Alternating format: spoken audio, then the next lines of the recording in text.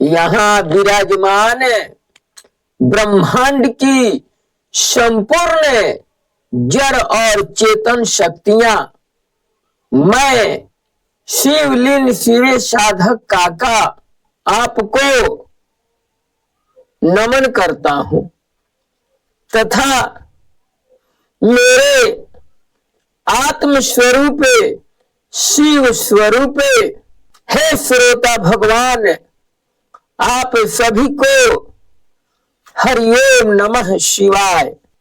आज का जो प्रसंग होगा वह वैद्यनाथ ज्योतिर्लिंग की कथा पर आधारित होगा। इसके पहले दो शब्द भजन।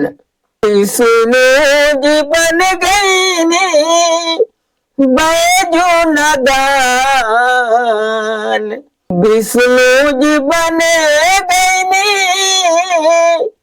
बैजू नदान, देवघर में आ गई शंकर भगवान, देवघर में आ गई शंकर भगवान। 12 ज्योतिर्लिंगों में वैद्यनाथ ज्योतिर्लिंग भी एक बहुत पवित्र और महान ज्योतिर्लिंग है जो झारखंड के देवघर में स्थित है। लोग इस स्थान को वैद्यनाथ धाम कहते हैं। लोक मान्यता है कि जो भी लोग यहाँ आकर के इस शिवलिंग का दर्शन करते हैं उनकी सारी मनोकामनाएं पूर्ण होती है। इसीलिए इसे कामना लिंग भी कहा जाता है। कामना लिंग रावण के भक्ति का प्रतीक है। कहा जाता है कि 12 ज्योतिर्लिंग वहीं पर स्थापित है जहां जहां भगवान भोलेनाथ प्रकट हुए हैं। रावण भगवान भोलेनाथ का बहुत ही महान भक्त था। वह एक बार भगवान भोलेनाथ की भक्ति करने के लिए कैलाश पर्वत पर गया और वहां भगवान भोलेनाथ की तपस्या करने लगा। तपस्या के क्रम में एक बार वह अपने एक एक सिर को काटकर भगवान भोलेनाथ के चरणों में अर्पित करने लगा। इस तरह से वह अपना 9 सिर काट करके भगवान भोलेनाथ के चरणों में अर्पित किया।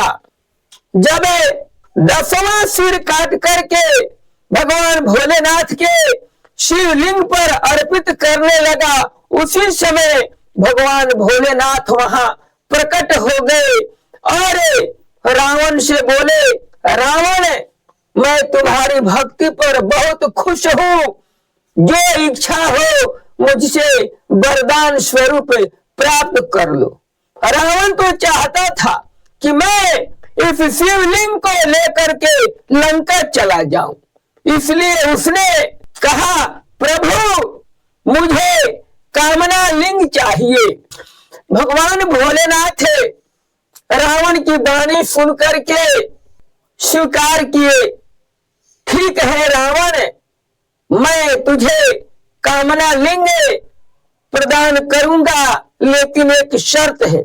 शर्त यही है कि तू रास्ते में जहां भी इस शिवलिंग को रख देगा वहां से उठा नहीं पाएगा। रावण इस शर्त को स्वीकार किया।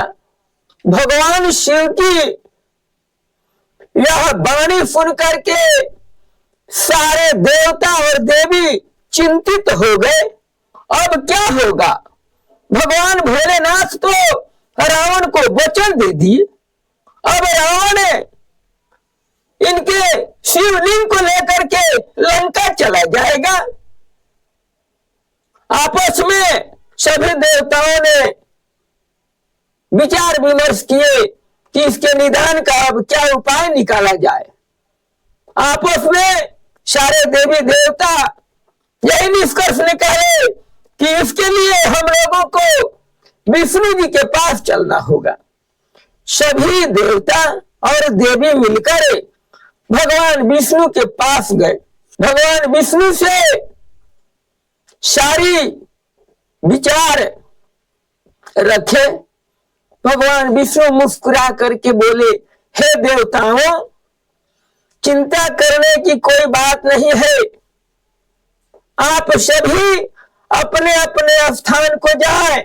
मैं भोलेनाथ की कृपा से स्वयं ही इस समस्या का समाधान करने का कोशिश करूंगा। सभी देवता खुशी खुशी अपने स्थान को चले गए। फिर विष्णु जी वरुण देव के पास गए, उनसे विचार विमर्श किए। इसके बाद इधर रावण शिवलिंग को लेकर के लंका के लिए चल दिया। रास्ते में जब वह देवघर के पास आया तो उसे बहुत जोर की लघु शंका लगी।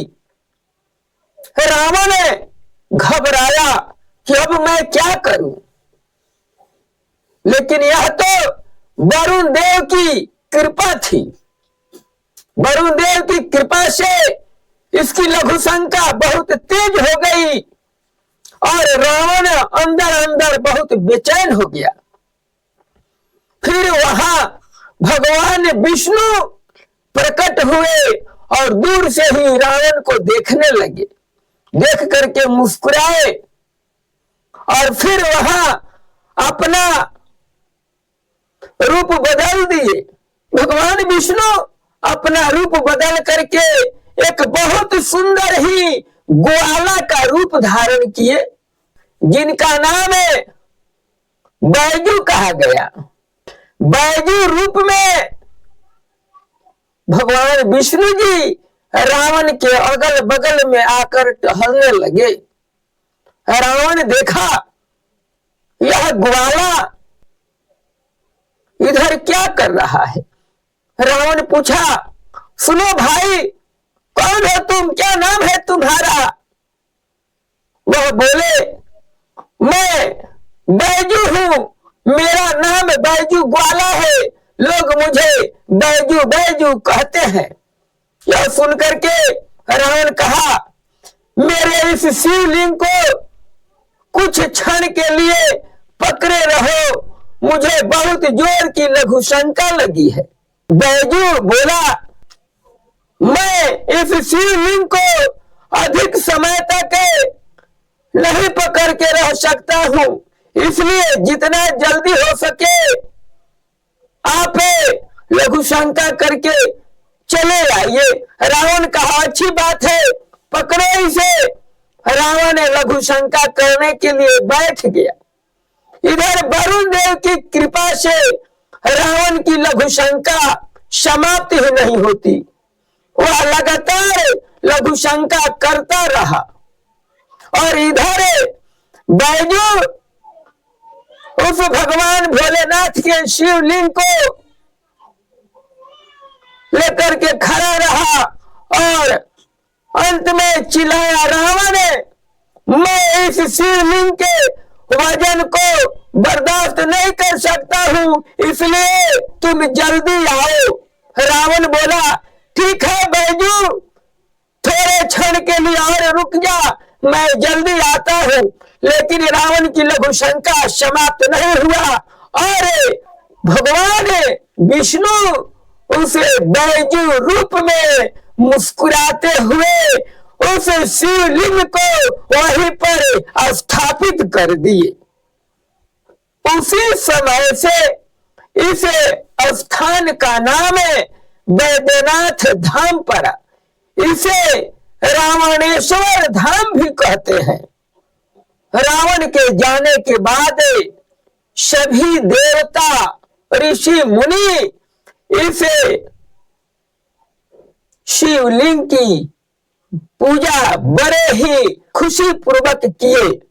इस तरह देखा जाए तो यह देवघर का एक बहुत ही पुण्य और प्रभावशाली ज्योतिर्लिंग है, जो भक्त इस शिवलिंग की पूजा और दर्शन करते हैं, भगवान भोलेनाथ उनकी सभी मनोकामनाएं पूर्ण करते हैं। इसी के साथ मैं अपने वाणी को विराम देता हूँ। प्रेम से बोलिए शंकर भगवान की जय, मैया पार्वती की जय, भक्त और भगवान की जय, तुलसी गंगा गाय भारत माता और सनातन धर्म की जय। हरिओम नमः शिवाय।